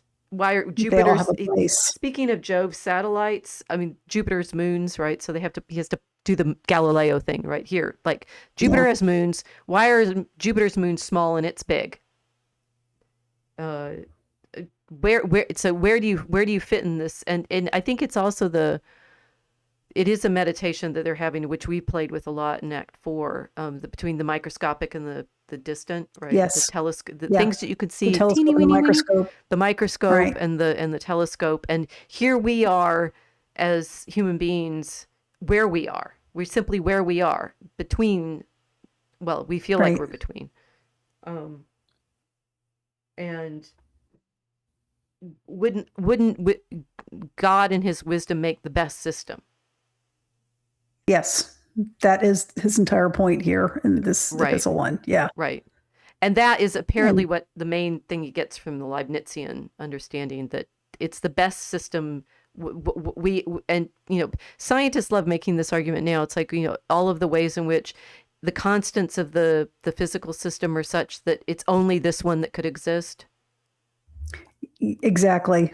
Right. This is why you have so many conversions among former atheists who are in the sciences, specifically in physics, right? In astronomy, they're looking at this going, yeah, that doesn't happen by accident. That's impossible. Right. It's too perfect. All these parts fit together too well for it to be an accident of nothing. Yeah. Yeah. Or just randomness. Yeah. So if you were to look at the structure of the universe, which is what some scientists try to do, occasionally you might see something like a chain and go, that didn't assemble itself any more than a snowman did. Right. Right. From random snowflakes. That doesn't happen. Well, and considering, so I do want to learn more about Leibniz now, right? Leibniz is the one who's inventing the calculus, but also systematizing all sorts of layers of knowledge, and yet doing it with. So Newton is busy with his alchemy by this point, either his currency speculations with the Bank of England or literally alchemy, right? His chemical experiments. And also Newton is very caught up at this point in his apocalyptic predictions, which I think when people found that in the 20th century in his notebooks, they were a little shocked and horrified, because isn't Newton our hero of the physical system, and no mystical stuff in there? But what about the science, right? Yeah, I can hear the lamentations. Oh, the lamentations of the science community. But what I'm gathering from learning about Leibniz through Pope and Bolingbroke is that Leibniz was actually much more integrated.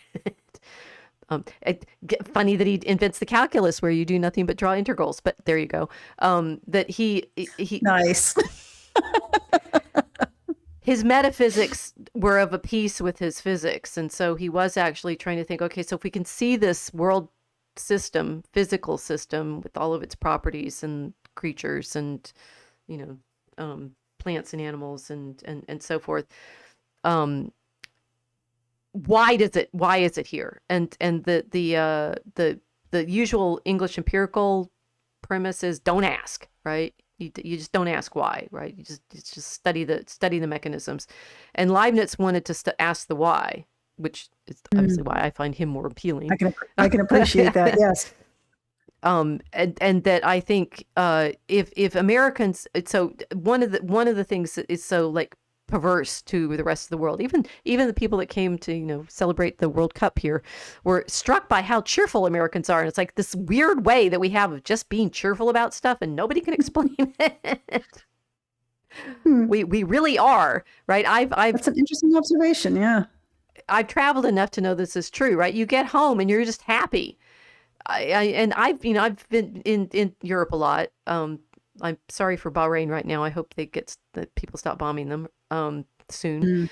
But I've mainly traveled in Europe, and I love Europe. I spend a lot of my life thinking about it. But it's gloomy in a way that America simply isn't. Right? We are the corgi puppies of the world, as far as I can tell, that we just seem to be happy all the time. And people will talk about it saying, oh, well, it's, our entrepreneurialism, or our, you come here and anything can happen. But this is what the founding documents were written off of, this not pursuit of happiness, but just within the context of this optimism of what we live in. Yes. Yeah. I think optimism is an attribute that is very typically American. And here it is. Is this not where it came from, right? It's like, this isn't just a system of government. We're going to get to that. Pope does get to the systems of government. We're probably not going to get there tonight. Definitely not tonight. But he starting from our place in the universe, starting from this feeling of systems possible, if 'tis confessed, that wisdom infinite must form the best, where all must full or not coherent be, and all that rises rise in due degree, then in the scale of reasoning life 'tis plain there must be somewhere such a rank as man. And all the question wrangle ere so long is only this, if God has placed him wrong. Could it be that in all of this wonderful system, man is the only one out of place? And Pope was like, that doesn't seem likely. Yeah. No, that doesn't seem likely. And so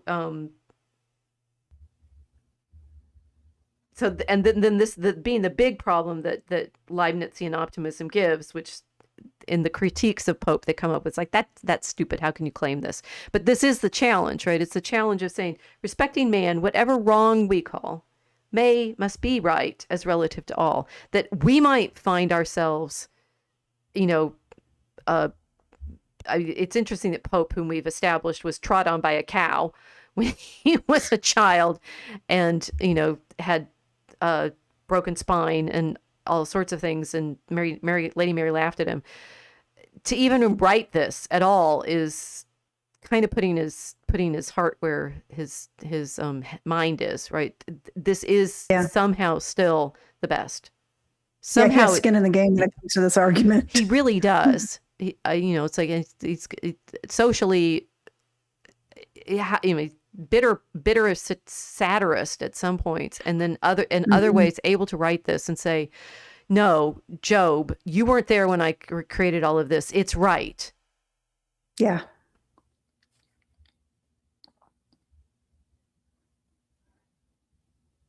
And then, I like the last one, with, when the animals know why they have these different roles in the place, we'll know ours. It's like, we can see that sometimes the ox is a victim and sometimes a god. Right. That we're sometimes a slave and the next a deity, which is topical for me reading all about medieval slavery. That then say not man's imperfect, heaven in fault. So it's not heaven's fault that we find ourselves in these difficulties. Say rather man's as perfect as he ought. His knowledge measured to his state and place, his time a moment, and a point his space. We talked about this last summer, when we were talking about how Newton invents absolute space in order to fiddle his equations. Mm-hmm. And Leibniz called him on it. So, right. I think, whatever like understanding of here that the sort of relativity of our, we are in relation to the creature, and if it be perfect in a certain sphere, what matters sooner, late, or here or there? That the sort of, there's not an absolute space and there's not absolute time. It's within this fullness. Mm-hmm. The blessed today is as completely so as who began 1,000 years ago. That we're a part of the whole thing in both time and space, and this whole story is part of it, and the whole creation is part of it.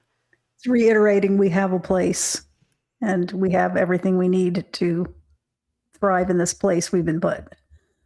Right. So it's as Gnarly Bird is saying, Psalms 139:14. I will praise thee, for I'm fearfully and wonderfully made. Marvelous are thy works, and my soul knoweth right well. Yeah. Yeah. Lovely. So it's wonderful. It's like it's such a theological vision of science. It is. Yes. Yeah, they're not at odds. They're not at odds, which people are just starting to say out loud now, in at least in the Western world. But it was said a long time ago by Pope, right here. Right. Well, and absorbed and memorized by the American readers who were quoting him. And so when Jefferson says stuff about nature and nature's God, right? Yes. Laws of nature and of nature's God. This is what he means, not Newtonian mechanics. And I do think that is even more important than I am like shivering at the thought that it is. It's that somehow our vision, our mythology, our reality, our metaphysical truth is bigger than billiard balls, right? Cause and reaction and mechanics and somehow America has always participated in this optimism. It's like we're participating in this, like the hymns that we actually sing are to our land, right? Oh, beautiful for spacious skies, for amber waves of grain, for purple mountains, majesty. But I'm not trying to sing it. The thing that I think of the most when I think of the grandeur of America is obviously our landscape. Yeah. I mean, our cities are pretty amazing, definitely. Chicago is a pretty amazing city, but our landscape you guys, if you haven't done the driving trip yet, got to do it. Drive west. It's soul changing, really is. Yeah. It is when you drive across these huge empty spaces, but it's not dead space. It's a beautiful sky and it's animal life and plant life, and it just goes on forever for as far as the eye can see. Just like when probably the first people saw it 30,000, 40,000 years ago. It still looks like that in a lot of places. And the Americans just like irritatingly kept doing that, going west. Irritatingly. Well, to the Indians, we were still empty in the middle. Well, yeah. Right? Relatively speaking, it's all, our populations are on the coasts. They still are, yes, and and I mean they're along the rivers and you know anyway that feeling. What's interesting about it is saying we're founded as a government, right? It's like it's literally a government, and we will get to why Pope thinks that's so important. But the first place that it is, it's in nature, and this nature's God. I think they're they Yeah, nature was not kind to him, and he had never seen this big, beautiful, clean, open spaces of America. This is true. He saw a lot of London, which was pretty dirty at the time he was living there. That's true. So it's real interesting that he was still able to see this, and it was attacked by a cow, as you just mentioned. Stepped on by a cow. Yeah, so nature was not kind to him, but he still recognized its magnificence and his place in it, and its place in God's plan and his design. Right. Okay, let's read one more section, and then I think we're out of time. Heaven from all creatures hides the book of fate, all but the page prescribed their present state. From brutes what men, from men what spirits know, or who could suffer being here below. The lamb thy riot dooms to bleed today, had he thy reason, would he skip and play? Pleased to the last, he crops the flowery food and licks the hand just raised to shed his blood. O blindness to the future kindly given, that each may fill the circle marked by heaven, who sees with equal eye as God of all, a hero perish or a sparrow fall, atoms or systems into ruin hurled, and now a bubble burst, and now a world. Hope humbly then, with trembling pinions soar, wait the great teacher death, and God adore. What future bliss he gives not thee to know, but gives that hope to be thy blessing now. Hope springs eternal in the human breast. Man never is, but always to be blessed. The soul uneasy and confined from home rests and expatiates in a life to come. Lo, the poor Indian, whose untutored mind see gods in clouds or hears him in the wind. His soul proud science never taught to stray far as the solar walk or Milky Way. Yet simple nature to his hope has given, behind the cloud-topped world, an humbler heaven. Some safer world in depth of woods embraced, some happier island in the watery waste, where slaves once more their native land behold, no fiends torment, no Christians thirst for gold.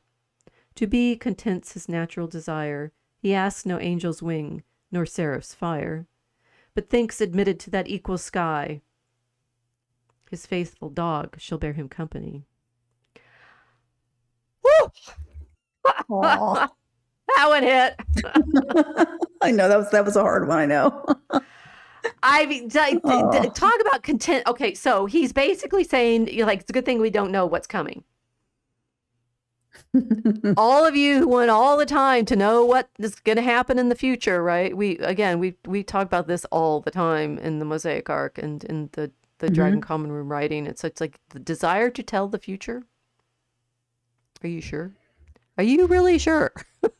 You want to know the future. You say the lamb, would the lamb play if he knew that you're about to slit his throat? It's interesting sort of saying we don't know when we're going to die, and that's a blessing. This is very, I'm wondering how much Tolkien read Pope. I know he had him in his library.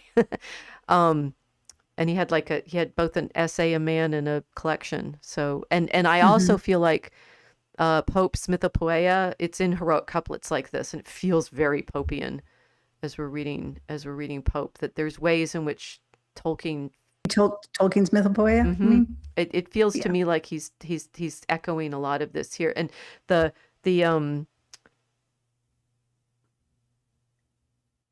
blindness to the future kindly given, that each may fill the circle marked by heaven.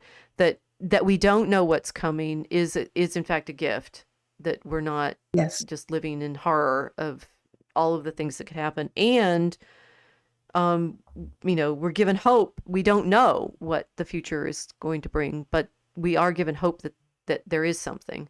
So the what future bliss he gives not thee to know, but gives that hope to be thy blessing now. So the blessing of the future life and the future blessing is our bless. The prompt, the thought of it, right? That we have that thought is a blessing that we can carry with us into heaven. And what's interesting with the Indian who knows that he's going to have his dog in heaven. Oh my gosh. That, the Indian, he doesn't know all of this fancy theology that we have, but he can imagine, and talk about this, right? This is written in 1743. This is before the French and Indian War. But he can imagine some safer world in the woods, an island somewhere where they're not slaves, no fiends, and the Christians aren't there stealing all their gold. I think that's a dig at the Spanish. Yes, of course it should have been dig at the English too, since they had no problem stealing what the Spanish stole. Right. The footnotes in this edition, I'm going to say, are not that great. Is this the Gutenberg one? No, this is the Penguin Classics. Oh, you're reading it. Yeah. Oh, right. And I always think, oh, maybe there's a note, and there's never anything useful in the notes. Indian in the Americas. Oh, thank you. Seraph's fire. No, the angelic seraphim were associated with fire. I knew that. So, did Indians use the American Indian? Did they use hunting dogs? I've never actually heard that. But thinks admitted to that equal sky, his faithful dog shall bear him company. Don't know. No, Maybe he's just assuming that. Maybe he's idealizing them a bit. It's possible. Yeah, he knows. Either way, the Europeans it's a cool all use the idea. Hunting, yeah, so they're going to have their hunting dogs. Yeah, in heaven. I want to see all my previous dogs in heaven. Well, even that hope is, given to us, which is, yes, I hope for my dog. John Abrisi saying the only difference between the USA and Australia is the watered inland. The big rivers in the continental divide made all the difference. Otherwise, Australia would have had a similar population. I think he's answering something that, did we were talking about population? We were talking about population and the fact that the center of America is empty, kind of like Australia. I guess it's mostly on the coast. We have a lot of people in the center of the country, but it's broken up by huge mountain ranges as well, and lots of plains. And yeah, most of the populations are still on the coasts here. Yeah. So I think Australia is just a more extreme version of that because of its heat and dryness in the middle. Right. Well, and this is the other thing that I know, the 7 Years' War book. It's Fred Anderson, Crucible of War. Got to read it. It also makes clear why we end up with this tradition of begging for people to come here, because there's not enough people for the kinds of communities. Well, there's not enough people. The colonists. There's not enough people to expand. Right. They wanted people to do that. And they were very, there's efforts. Again, it's the image of mankind and of why we're here. I mean, it is amazingly optimistic, and we could once we get through the ethics of it, saying exactly whose ethics is this, because he's assuming all sorts of things about how people are going to behave, with making it seem as if it's a philosophical system, but it is actually obviously a theological system as well. But that they're not making strong what we would recognize from the 19th century as nationalist claims in any of this. It's why the American founding documents talk so generically about man and nature and government. And it also explains why this individualism characterizes Americans too, because what they did with these documents was talk about man and his relationship to God, right, and government and nature, but it was individual, and it could be applied to every individual. So yes, just applied outwards.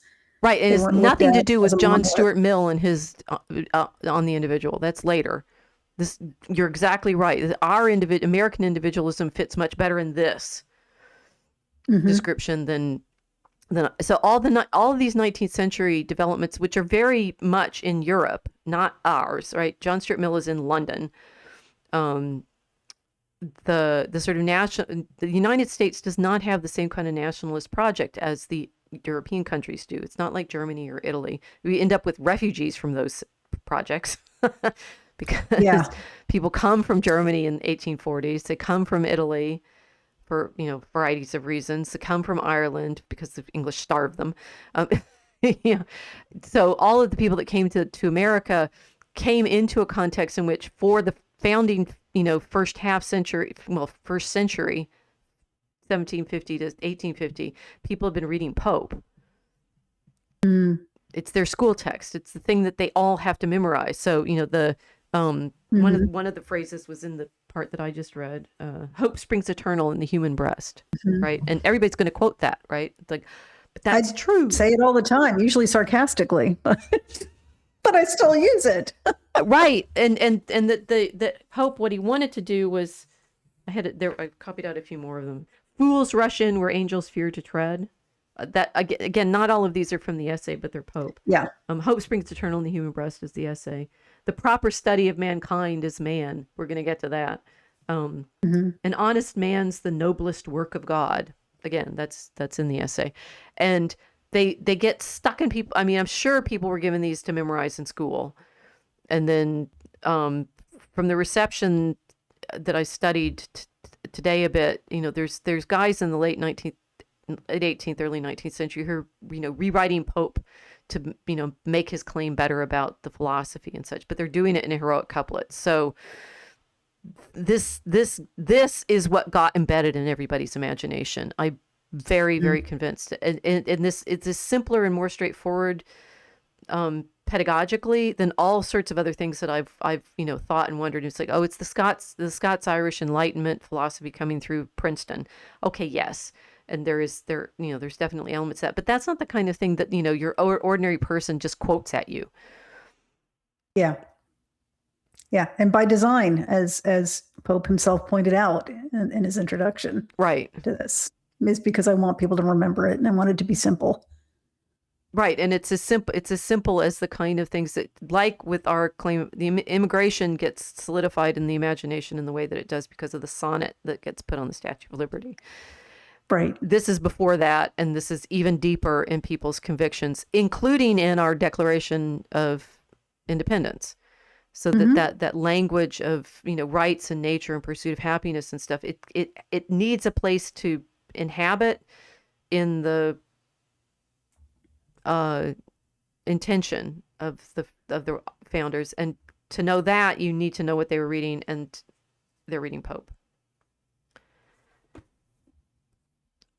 I hope that's enough of a demonstration to make people want to come back and hear more, because we're going to do more next week. I hope it makes people want to read him, because he's really, really fun to read. I think he's fun. I mean, I do recognize when we started reading him back in 2020, during COVID, when we were not getting to be out in nature in the way that we ought to have been. I mean, I was going out with my dog. No, my dog died that year. I've had a lot of dog deaths. Oh, I know. We really have. Stop it.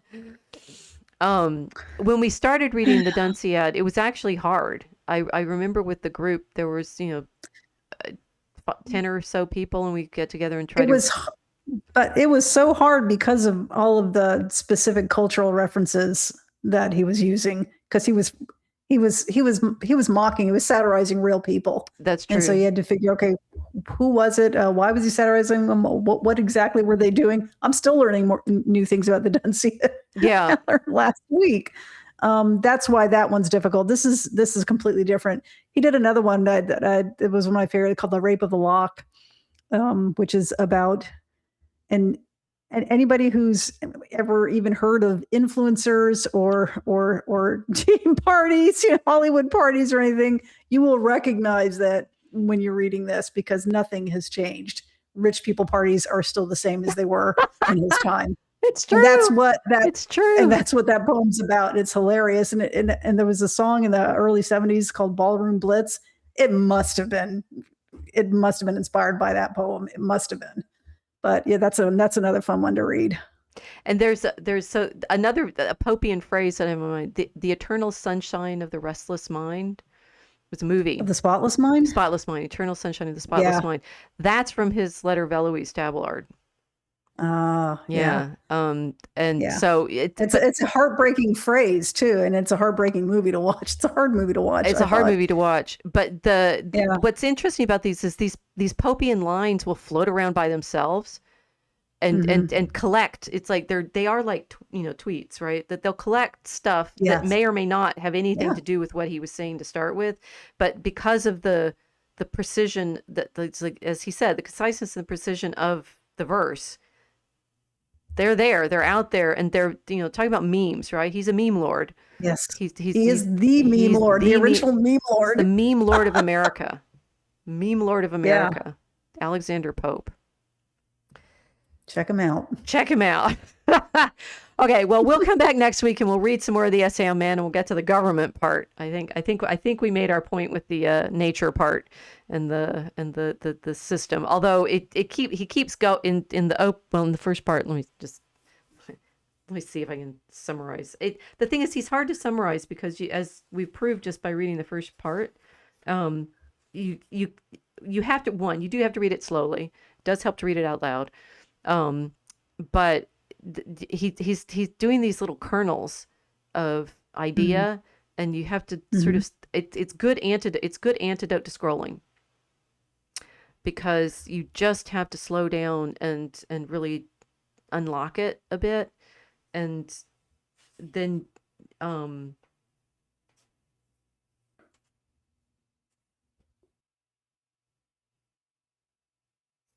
you realize that he's saying more than you thought in each Yeah, each you of can the read it over and phrases. over again and learn more things. Right. And you can read it through the first time. And I could tell this when I was reading through it. I said, "Oh, I could read this multiple times. This would be fun to memorize, even." But yeah, you just kind of sit with the ideas after you read it, and then you'll go over it, and then you'll discover something new. A line within a line type thing. He was very good at doing stuff like that Right. too. So you can probably why it was as popular as it was for as long as it was for with so many people, because you could read it for enjoyment over and over again, because you would still always get something new out of it, And then it would stick in your mind as true. And I do want to emphasize, he's right that because it's in the poetic form he gave it, it feels more true than just something said, which I find, and we've meditated on that a lot in our writing of poetry, how poetry contains truth in a way prose doesn't, and that is a very interesting phenomenon. Yes, and I get what you're saying, and I can't explain it though. I know. He doesn't either. He just says, I know. And he's like, maybe if I tried to do it in prose, it would take longer and it wouldn't be as good. And you can try if you think you can. So, It's a bit like beauty, You could say, well, that person or that thing or that painting, that's really beautiful. What's beauty? I don't know, but I know it when I see it, right? right. This the phrase goes, and that's it, right? And that's it. Okay, that's enough Pope for one evening. We will definitely come back. And I want to go through. I mean, it would be great to work through the whole thing in detail. Bombard us in the comments if you actually want us to do that. What I think is important for our 250th anniversary meditation is to go through what he says about society and government, because that actually is really critical to the way the founders thought about what they were up to. Okay, so we'll see you next week for more Pope. Bye.